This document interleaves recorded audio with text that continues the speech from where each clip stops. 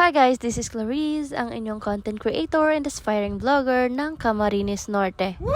Walang shortcut sa success, ang lahat ay pinagpapaguran at pinaghihirapan. Kaya samahan niyo ako sa bago na namang kaganapan sa aking buhay. Let's go!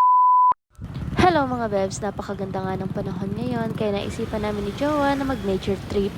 Yung pupuntahan nga pala namin ngayon ay isang ilog na palagi na raw nilang napapaliguan ng mga bata pa sila. Na-feature na nga to ng ilang mga content creator kaya sabi ko ay go, push natin yan. Ang pupuntahan nga namin ay isang barangay sa Mercedes. Kung makikita nyo nga ay sobrang dami pang inaayos na daan dito. At kung babiyahe nga kayo dito, please wear face mask. Sobrang maalikabok ng daan dahil na rin sa mga ginagawang kalsada.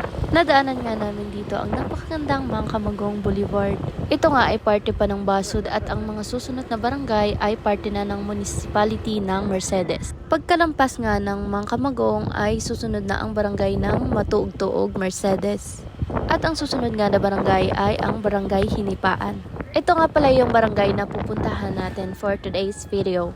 Pag nakita nyo nga ang tulay na to, ito yung sign na nasa Barangay Hinipaan na kayo. Pagkalampas nyo ng tulay ay makikita nyo itong daan pakanan.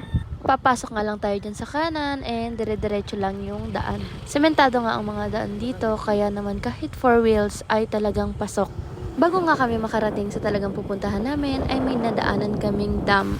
Napakalinaw nga ng tubig at marami din daw ang naliligo dito. Kaya sabi ko nga ay maliligo din kami dyan pero ngayon didiretso muna kami sa talagang pupuntahan namin. Ayan at mula nga sa labasan after 3 minutes nakapunta na nga kami dito sa napakagandang resort. Ito nga pala ang Wins Agri Farm and Resort na matatagpuan dito sa Barangay Hinipaan, Mercedes, Camarines Norte.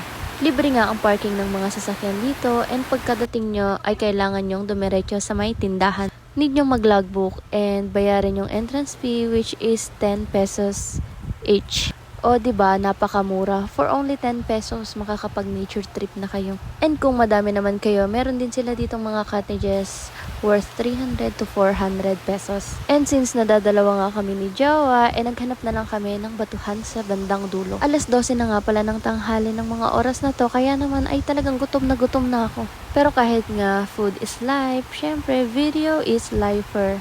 O diba?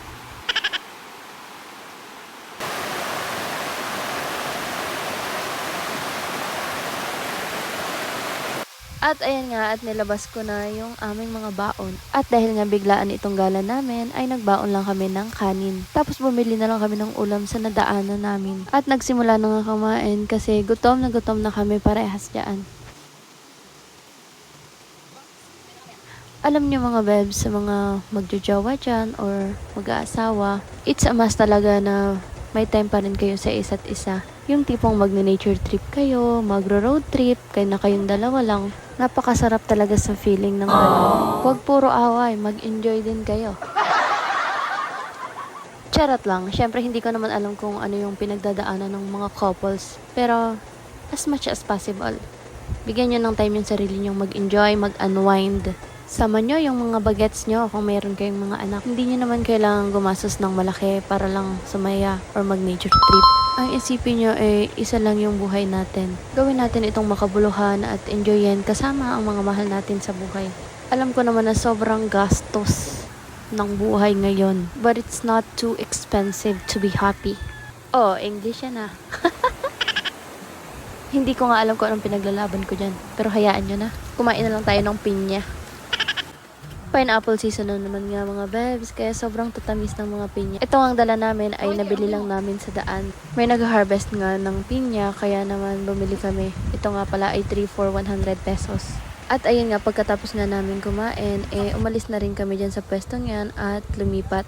Maliligo na nga kami dyan kasi excited na kaming maligo kasi sobrang lamig ng tubig. Sa isang cottage nga ay inilagay lang namin itong mga gamit namin para naman kahit naliligo kami, kita pa rin namin kung nasaan to. Syempre kahit nag-enjoy tayo, need natin i-secure ang ating mga gamit. At ayan, liguan time! Kahit nga tanghaling tapat at mainit ang panahon, sobrang lamig ng tubig. Sobrang perfect nga nito sa may mga hangover dyan. Pwede nga rin kayo dito magbaon ng alak, inom-inom, ganun. Siram sana. Tapos paglasing na, lumusong lang kayo sa tubig, ay talaga naman tanggal ang pagkalasing nyo. At sa mga hindi marunong lumangoy dyan, huwag kayong mag-alala. Mababaw lang po ang tubig dito. Pero kung gusto nyo yung sisisid kayo at mag-exhibition, ay, this is not for you. Pero kung ang trip nyo naman ay tampisaw-tampisaw lang, sobrang perfect nito. Tingnan nyo naman, hanggang bewang lang yung tubig. Makakapaglangoy din naman kayo, pero yung langoy na sakto lang. Sobrang perfect nito sa mga bata, talaga. At syempre, pati na rin sa mga isip bata. Charot! At ayun nga, kulang-kulang 1 oras din kami dyan nagtampisaw at gumayak na rin kami. Sabi ko nga kay Jowa, gusto ko rin mapuntahan at mapaliguan yung dam na nadaanan namin kanina.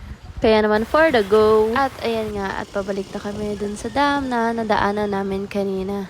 And tingnan nyo naman, sobrang linaw ng tubig. Ay, oo nga, ang linaw. Ang linaw, oh. Ganda. Linaw ng tubig. Bumaba na nga kami at naligo. And wala pong bayad maligo dito. Ito po ay libre lang. Sobrang dami nga rin daw naliligo dito, lalo pag weekends. May malalim na part nga ako dito at naligo kami dito ng kulang-kulang 30 minutes din. After nga namin maligo, nakibihis kami sa bahay ng tita ni Jowa. Tapos ay umuwi na rin kami. Hanggang dito na nga lang. Thank you for watching. Bye-bye!